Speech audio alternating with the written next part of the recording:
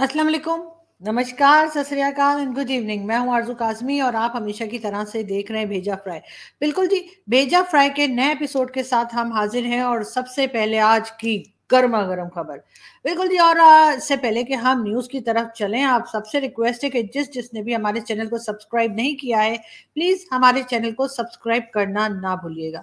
सबसे पहली न्यूज़ जी हमारे पास है इमरान खान साहब के बहुत ही करीबी साथी शहबाज गिल साहब, उनको जी इस्लामाबाद में जो है बनीगाला के पास से अरेस्ट कर लिया गया है और उसकी वजह यही बताई जाती है कि कुछ दिन पहले मतलब 2 दिन पहले समझ लें उन्होंने ARY न्यूज़ जो हमारे यहाँ का एक चैनल है और हर वक्त इमरान खान साहब की तारीफों के ऊपर बात करता रहता है, तो यानी तारीफ़ें ही तारीफ़ें करता रहता है। उस चैनल पर बैठकर जो है शहबाज गिल साहब ने ये कहा कि जो आर्मी के लोग हैं यानी कि जो जूनियर लेवल के लोग हैं, वो अपने जो उनके ऊपर यानी उनसे जो सीनियर्स हैं, उनकी बात ना सुने, उनके जो भी ऑर्डर आए, उसको ना सुने और ना माने। इस किस्म की बात जो है, उस शहबाज गिल साहब की तरफ से की गई।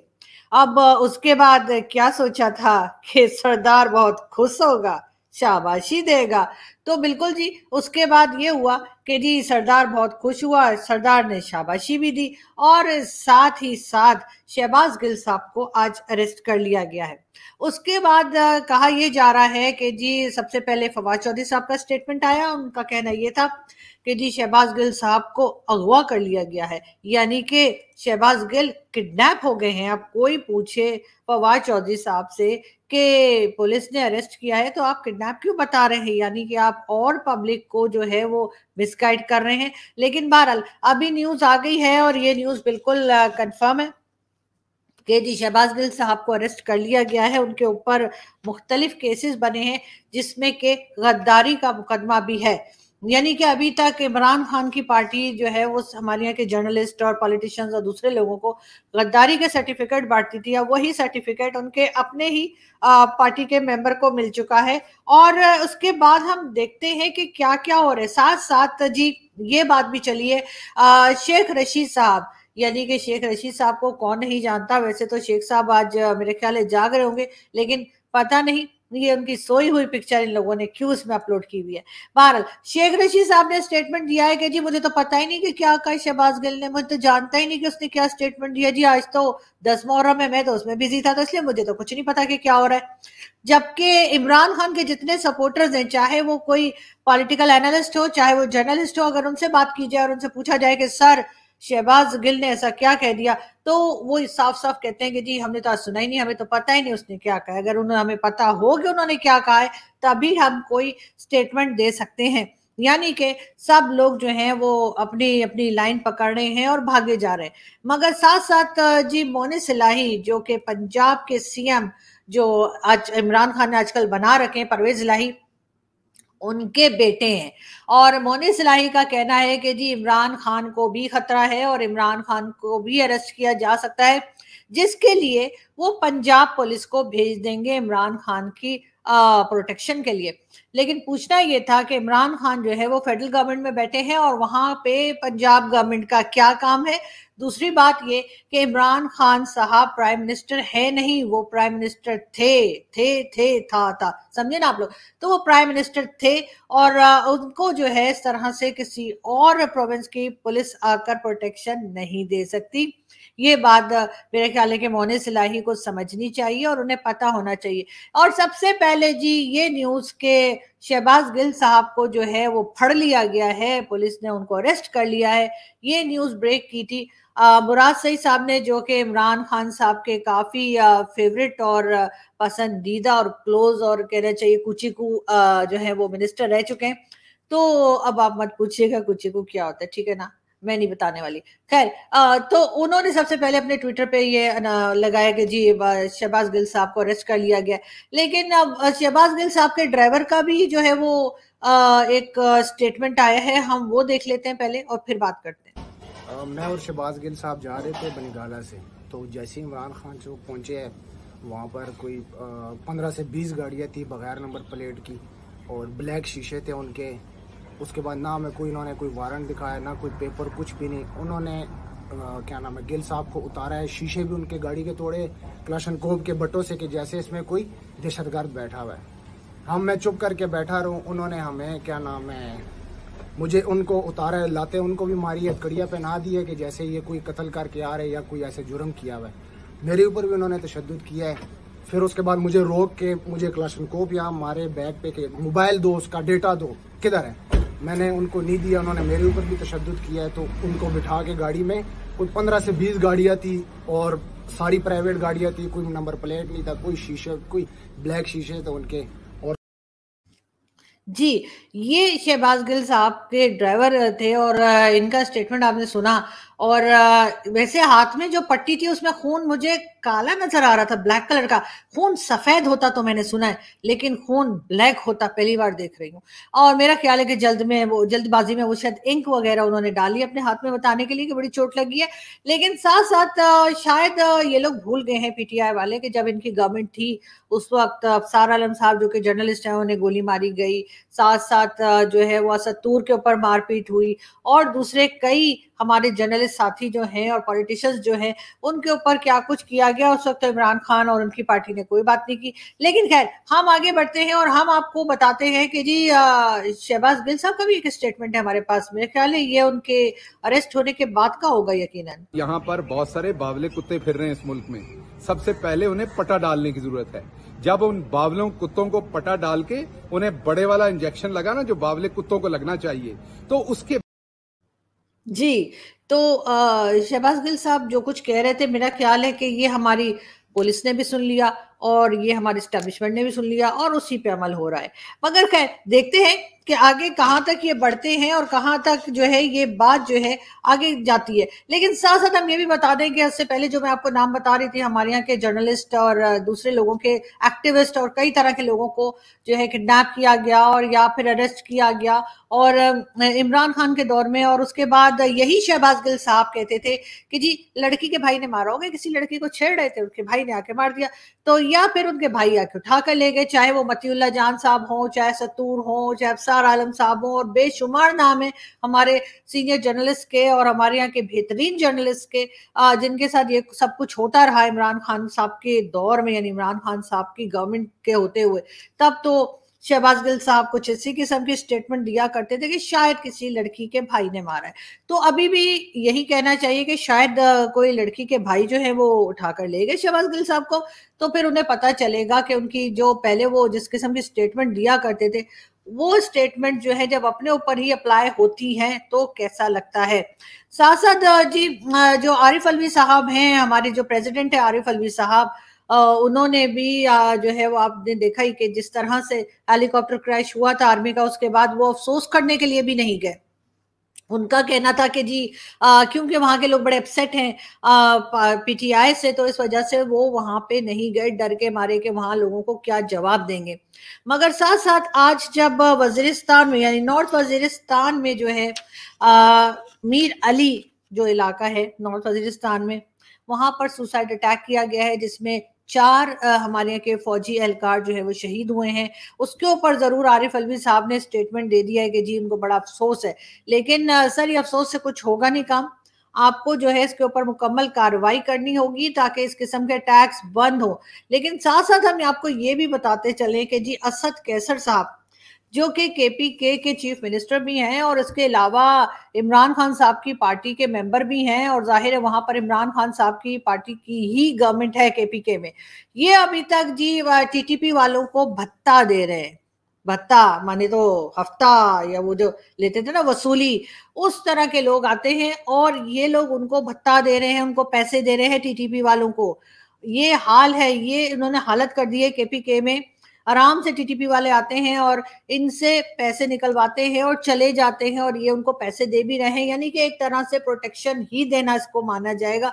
वरना तो होना तो यही चाहिए कि लोगों को पकड़ पकड़ के मारा जाए टीटीपी वालों को, ताकि इनसे मुल्क का सफाया हो और इस किस्म की हरकतें ना हो। लेकिन जब इमरान खान की पार्टी के अपने ही मेंबर जा जाकर भत्ता देंगे तो जाहिर है कि टीटीपी वालों का हौसला और बढ़ेगा और वो उस बात से कभी भी नहीं घबराएंगे कि ठीक है जाके डरा के पैसा ले लेते हैं या इलाके पे कब्जा कर लेते हैं। लेकिन इमरान खान साहब को कौन समझाए, क्योंकि बाजवा साहब तो समझा समझा के जी थक गए।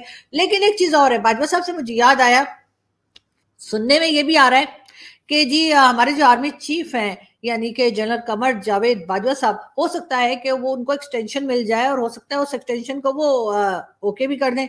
अगर ओके कर दिया तो फिर ये वीडियो देख लीजिएगा कि मैंने बताया था कि बाजवा साहब की एक्सटेंशन होने वाली है, और अगर ना करे तो मैंने अगर भी तो कहा है ना, तो वो अगर भी सुना करे, मैंने कहा अगर मगर शायद, ठीक है। तो अगर मगर शायद हो सकता है कि बाजवा साहब को एक्सटेंशन मिल जाए और वो होगी तकरीबन 17 मंथ्स की, क्योंकि बाजवा साहब की जो रिटायरमेंट की एज है हमारे आर्मी में, उसमें उस एज तक पहुंचने में अभी उनको 17 मंथ्स रहते होंगे। जब उनकी ये एक्सटेंशन इस वक्त की खत्म होगी, उसके बाद अगर उनको एक और एक्सटेंशन मिलती है तो 17 मंथ्स की उनको मिल सकती है। और मुझे तो लगता है बाजवा साहब एक्सटेंशन ले लेंगे, और अगर ना ले तो मैं क्या कर सकती हूँ जी, उनकी मर्जी है, अपनी मर्जी के मालिक है। लेकिन साथ साथ जी हम आपको अगली न्यूज की तरफ लेकर चलते हैं, और अगली न्यूज है हमारे पास जी, बिल्कुल, और ये है जी लेफ्टिनेंट जनरल जैद हामिद, नहीं यार मैं मुंह से पता नहीं जैद हामिद क्यों निकलता है इनके नाम के साथ, फैज हमीद।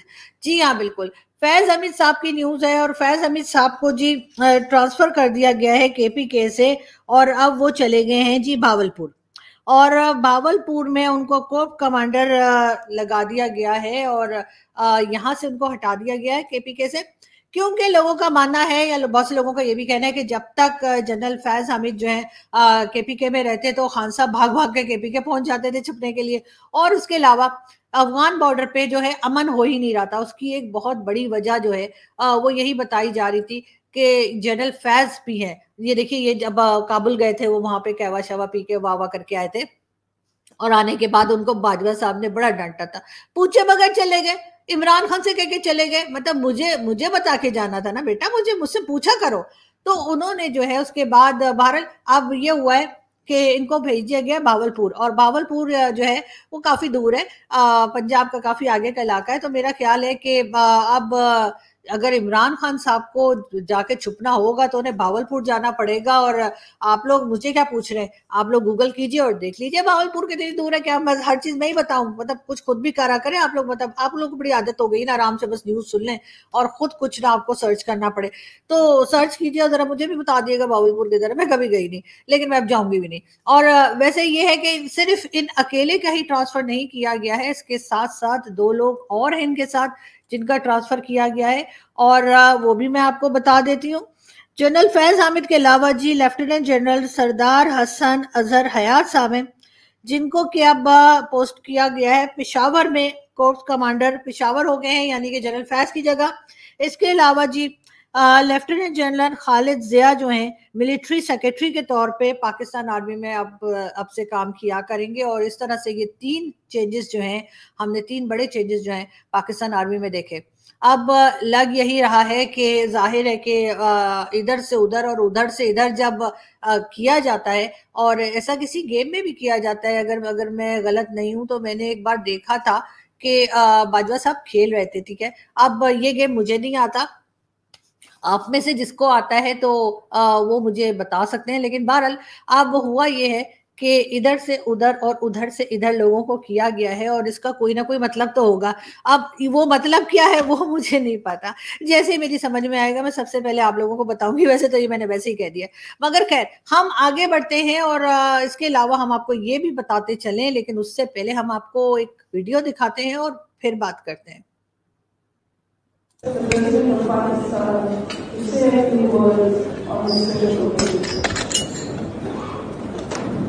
Bismillahirrahmanirrahim.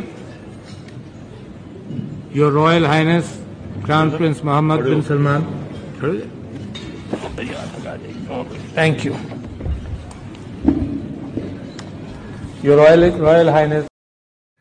जी, ये थे प्रेसिडेंट आरिफ अलवी साहब, और ये गए थे जब इमरान खान साहब जब प्राइम मिनिस्टर थे उनके साथ गए थे सऊदी अरब के विजिट पे, और वहां पे कोई उनका एड्रेस करना था, उन्हें स्पीच देनी थी, तो उनको ये नहीं पता था कि मैंने खड़े होकर स्पीच देनी है, कि मैंने बैठ के देनी है, कि मैंने कमरे से बाहर निकल जाना है। तो इसलिए इमरान खान साहब ने उनसे कहा खड़े जाओ खड़े जाओ, तो बिल्कुल आप आवाज सुन सकते हैं। तो बहरहाल ऐसा होता है जी, बड़े बड़े देशों में ऐसी छोटी छोटी बातें होती रहती हैं। साथ साथ जी चाइना हमारा बहुत अच्छा दोस्त है, और समंदर से गहरी, आसमानों से ऊंची, पहाड़ों से ऊंची, और पता नहीं क्या क्या, वो हमारा बड़ा ही जबरदस्त किस्म का दोस्त है और हमेशा हमारी मदद करता है। उससे सी पैक यहाँ पर जो है वो हमारे लिए सी पैक स्टार्ट किया कि ये प्रोजेक्ट लगाया सी पैक का, सोचा कि चलो हमारे यहाँ के लोग भी कुछ वहाँ पे काम कर लेंगे, कुछ खा कमा लेंगे। तो बिल्कुल जी, हमारे यहाँ के लोग जो खा कमा के चले गए और उन्होंने जो है वो बड़ी बड़ी पिज्जा फ्रेंचाइज बना ली और बहुत पैसा बाहर भेज दिया, बहुत पैसे अपने इधर उधर पूरी दुनिया में पैसा भेजा, और पूरी दुनिया जो है सिर्फ और सिर्फ पाकिस्तान की वजह से आज अमीर हो गई है और उसके पास पैसा आ गया। तो जब चाइना को ये पता लगा, और साथ साथ चाइना ने ये भी देखा कि जी इमरान खान साहब के टाइम पे जो है चाइना का जितना हमने बेड़ा गर्क करना था वो हमने कर दिया। लेकिन उसके अलावा उन्होंने ये भी देखा कि जी इमरान खान के साथ साथ मौलाना तारिक जमील साहब, जी वही जो हूरों की बातें बताया करते हैं, उनका भी बहुत मिलना जुलना, उनकी भी बहुत सी स्टेटमेंट्स आनी शुरू हुई। तो मैंने भी देखा कि ट्विटर के ऊपर चाइनीज की तरफ से जो है इस किस्म की, यानी इन दोनों को जोकर लिखा हुआ है। मुझे समझ नहीं आ रही कि आखिर चाइनीज को इमरान खान साहब और मौलाना तारिक जमील जो हैं वो जोकर क्यों लग रहे हैं। मतलब किसी और को लगे, किसी एशियन, इस तरफ एशियन से मेरा खैर ये भी एशियन ही है, लेकिन मेरा मतलब है किसी हिंदुस्तानी पाकिस्तानी को लगे, किसी ऐसे को लगे जिसको हमारी जबान समझ में आती हो, तो मुझे भी लगता है कि हो सकता है। लेकिन चाइनीज ऐसा क्यों कह रहे हैं पता नहीं, लेकिन खैर छोड़िए, हमें क्या जी ऐसी बातों में। हम सुनते हैं मौलाना तारिक जमील क्या बता रहे हैं। जन्नत की लड़की अल्लाह ने मिट्टी से नहीं बनाई, ये अंगूठे से यहां तक जाफरान, घुटने से छाती तक मुश्क, छाती से गर्दन तक अंबर, गर्दन से सर तक काफूर। 130 फुट कद है, 130 फुट लंबे बाल हैं, यूं आते हैं आबशार की तरह, और पांव की एड़ियों का बूसा लेते हैं। यार इतनी लंबी लड़की, मतलब हूर, इतने लंबे उसके बाल, मैं तो सोच रही हूँ कितना शैम्पू यूज करती होगी, और धोती कैसे होगी, अपने बालों को वॉश कैसे करती होगी, कितना मुश्किल हो जाता होगा। मेरा ख्याल है शायद जन्नत में जो है ना हेयर ड्रेसर नहीं है, वरना जरूर कोई ना कोई कटिंग करवा लेती हूँ। लेकिन खैर हम देखते हैं और मौलाना साहब की एक वीडियो और देखते हैं। सियासी जमातों के हिस्सा मत बनो, किसी सियासी जमात का हिस्सा ना बनो, सियासतदानों का आलाकार मत बनो, ऐसे लोगों के आलाकार मत बनो जो तुम्हें मनफी रास्तों पे चला के तुम्हारी जिंदगी को अंधेरों में धकेल दें, और न तुम दुनिया के रहो न तुम आखिरत के रहो। सियासतदान बड़े दहशत गर्द हैं जो मेरी इस नस्ल को अपनी सियासत चमकाने के लिए इस्तेमाल कर रहे हैं। जी, ये थे मौलाना तारिक जमील, और ये मेरे ख्याल है इमरान खान की पार्टी में जाने से पहले की बात है, जब वो इस किस्म की बातें किया करते थे कि जी पॉलिटिशियंस के साथ जो है मत जाइए, और वो आपको जो नई नस्ल है यानी कि न्यू जनरेशन जो है वो पॉलिटिशियंस के साथ ना मिले। लेकिन खैर देखते हैं कि जी क्या होता है, और हम आपको अपडेट करते रहेंगे। हमें सब्सक्राइब करना हमारे चैनल को ना भूलिएगा, और हम न्यूज़ लेकर आपके लिए आते रहेंगे। आपसे फिर मुलाकात होगी बहुत जल्द। Thank you.